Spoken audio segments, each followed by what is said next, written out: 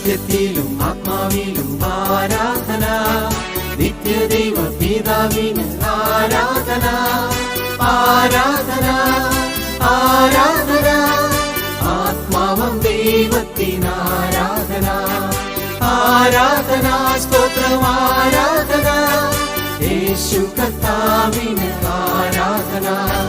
സത്യത്തിലും ആത്മാവിലും ആരാധന, നിത്യദൈവ പിതാവിന് ആരാധന, ആരാധന, ആരാധന, ആത്മാവം ദൈവത്തിന് ആരാധന, ആരാധന, സ്തോത്രം ആരാധന, യേശു കർത്താവിന് ആരാധന.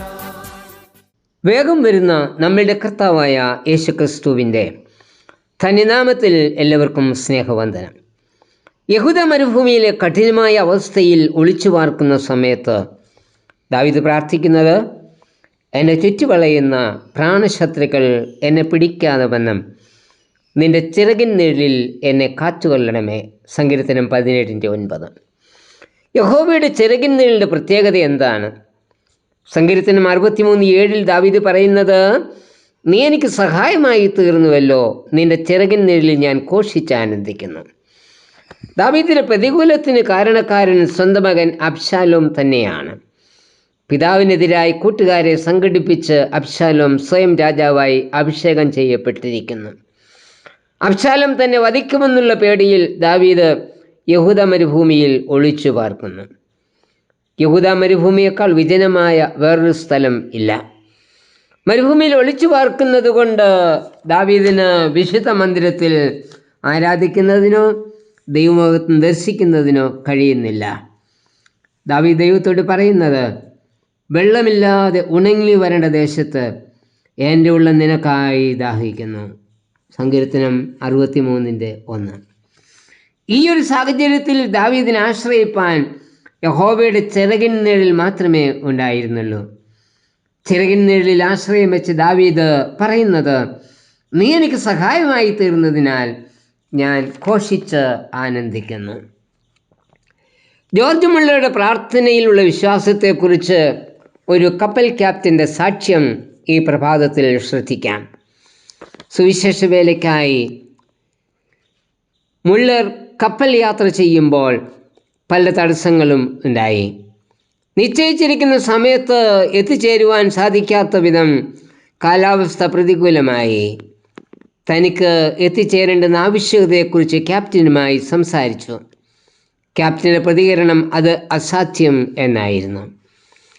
മുള്ളർ അതിന് നൽകിയ മറുപടി, കഴിഞ്ഞ 57 വർഷമായി എൻ്റെ ദൈവം എൻ്റെ ഒരു കാര്യപരിപാടിയുടെയും സമയം തെറ്റിച്ചിട്ടില്ല. ഞാൻ മുറിയിലേക്ക് കയറി പ്രാർത്ഥിക്കട്ടെ. മിസ്റ്റർ മുള്ളർ, എത്ര കഠിനമായ മൂടൽമഞ്ഞാണ് നമ്മെ ചുറ്റിയിരിക്കുന്നത് എന്ന് നിങ്ങൾക്കറിയാമോ? മൂടൽമഞ്ഞ് മൂലം കപ്പലിന് ഒരടി പോലും മുന്നോട്ട് നീങ്ങുവാൻ കഴിയില്ല. അതിന് മുള്ളർ പറഞ്ഞ മറുപടി, എൻ്റെ കണ്ണുകൾ നോക്കുന്നത് മൂടൽമഞ്ഞിൻ്റെ കനത്തെയല്ല, എൻ്റെ ജീവിതത്തിൻ്റെ ഓരോ നിമിഷവും നിയന്ത്രിച്ചു കൊണ്ടിരിക്കുന്ന ദൈവത്തിലാണ്.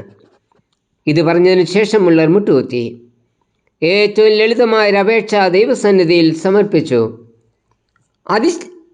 അതിനുശേഷം ക്യാപ്റ്റനോട് പറഞ്ഞു, ക്യാപ്റ്റൻ, നിങ്ങൾ എഴുന്നേറ്റ് നോക്കൂ, മൂടൽമഞ്ഞ് മാറുന്നതായി നിങ്ങൾക്ക് കാണാം. എഴുന്നേറ്റ് നോക്കിയ ക്യാപ്റ്റൻ അത്ഭുതപ്പെട്ടുപോയി. തങ്ങളെ മൂടിയിരിക്കുന്ന മഞ്ഞ് നീങ്ങിപ്പോയിരിക്കുന്നു. അതെ, യഹോവ നല്ലവനും കഷ്ടദിവസത്തിൽ ശരണവും ആകുന്നു. തങ്ങൾ ആശ്രയിക്കുന്നവരെ അവൻ അറിയുന്നു. നഹൂം 1:7. ജീവിതത്തിലുണ്ടാകുന്ന പ്രതികൂല കാറ്റുകളെ അനുകൂലമാക്കി സന്തോഷിപ്പിക്കുവാൻ കർത്താവിന് മാത്രമേ കഴിയൂ. അപ്പോസ്തലപ്രവൃത്തി 16-ാം അധ്യായത്തിൽ ദൈവവചന നിമിത്തം കാരാഗൃഹത്തിൽ അടയ്ക്കപ്പെട്ട പൗലോസ്, ശീലാസ് എന്നിവരെ കുറിച്ച് വായിക്കുന്നുണ്ട്. അധിപതികൾ അവരുടെ വസ്ത്രം ഉരിഞ്ഞ് കോൽ കൊണ്ട് അടിച്ച് ചങ്ങലയിൽ ബന്ധിച്ച് കാൽ ആമത്തിലിട്ട് പൂട്ടി തടവിലാക്കി. നാം 22-ാമത്തെ വാക്യത്തിൽ അതാ വായിക്കുന്നത്. കോലിനാൽ ഉള്ള അടി എന്നത് 1 × 40 അടിയാണ്. അടിയേറ്റതിനാൽ ഉള്ള മുറിവ് തങ്ങളെ വേദനിപ്പിക്കുന്നുവെങ്കിലും അർദ്ധരാത്രിയിലും അവർ ദൈവത്തെ പാടി സ്തുതിച്ചു. പ്രവൃത്തി 16:25. പ്രതികൂല സാഹചര്യത്തിലും അവർ യഹോവയിൽ ആശ്രയിച്ചു. തടവോ അടിയോ മുറിവോ ഒന്നും അവരെ തളർത്തിയില്ല. അവർ ദൈവത്തെ പാടി സ്തുതിച്ചു കൊണ്ടിരുന്നു. അവരുടെ ചങ്ങലകൾ അഴിഞ്ഞു വീണു. ദൈവം കാരാഗൃഹത്തിൻ്റെ വാതിൽ അവർക്കായി തുറന്നു കൊടുത്തു. എല്ലാം പ്രതികൂലമാകുമ്പോൾ നമുക്ക് ആശ്രയിപ്പാൻ യഹോവയുടെ ചിറകിൽ നിഴൽ മാത്രമേ ഉള്ളൂ. ഈ ചിറകിൻ കീഴിൽ ആശ്രയിച്ച ഇസ്രായേലിനെ ദൈവം മരുഭൂമിയിൽ വഴി നടത്തി. ചെങ്കടലിൽ പാതയൊരുക്കി.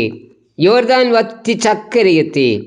പാറയെ പിളർന്ന് വെള്ളം നൽകി. സ്വർഗീയ മന്ന നൽകി. യെരിഹോ മതിലുകളെ തകർത്തു.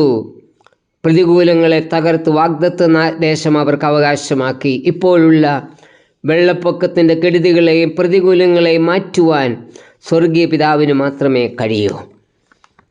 പ്രതികൂല കാറ്റുകൾ നമ്മളുടെ നേരെ ആഞ്ഞടിക്കുമ്പോൾ അക്കരെ നാട്ടിൽ നമ്മെ എത്തിക്കുവാൻ, നമ്മുടെ പ്രതികൂലങ്ങളെ അനുകൂലമാക്കുവാൻ യഹോവയുടെ ചിറകിന് മാത്രമേ സാധിക്കൂ.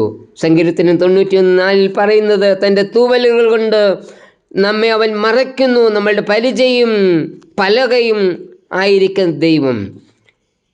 യഹോവയുടെ ചിറകിൻ കീഴിൽ നമുക്കും ആശ്രയിക്കാം. അവൻ കൂടെ നമ്മെ ജീവപര്യന്തം വഴി നടത്തും.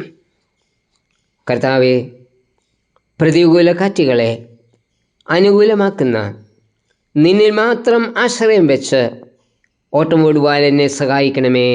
ആമേൻ. വേർതിരിക്കപ്പെട്ട കൂട്ടർ നമ്മൾ, രാജപുരോഹിത വർഗം നമ്മൾ, വിശുദ്ധ വംശമാം സ്വന്ത ജനം, വിശ്വാസത്തിൻ സത്യസാക്ഷികൾ നാം. വിശുദ്ധ വംശമാം സ്വന്ത ജനം, വിശ്വാസത്തിൻ സത്യസാക്ഷികൾ നാം. സത്യത്തിലും ആത്മാവിലും ആരാധന, നിത്യദൈവ പിതാവിന് ആരാധന. ആരാധന ആരാധന, ആത്മാവം ദൈവത്തിന് ആരാധന. ആരാധന സ്തോത്രം ആരാധന, യേശു കർത്താവിന് ആരാധന.